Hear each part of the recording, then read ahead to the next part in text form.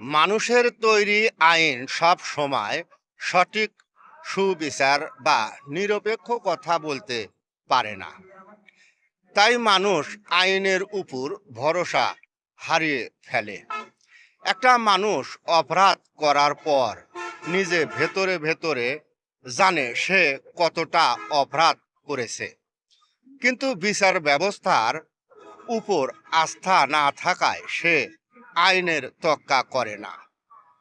কিন্তু আল কোরআনের আইন কোনো মানুষের তৈরি নয়। এই আইন যেমন অপরাধীর জন্য সঠিক বিচারের পথ দেখায়, তেমনি অপরাধীর জন্য নিরাপত্তার নিশ্চয়তাও দেয়। খুনিকে সাক্ষী প্রমাণের ভিত্তিতে মৃত্যুদণ্ড বা যাবজ্জীবন কারাদণ্ড দিলেও ক্ষতিগ্রস্ত পরিবারটাকে আর্থিক ব্যবস্থা আর নিশ্চয়তা দেয়। আর সেই কারণেই আমার কাছে আল কোরআন সর্বশ্রেষ্ঠ বিধান।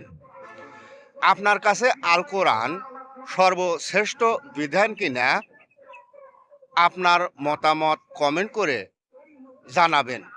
সবাইকে ধন্যবাদ।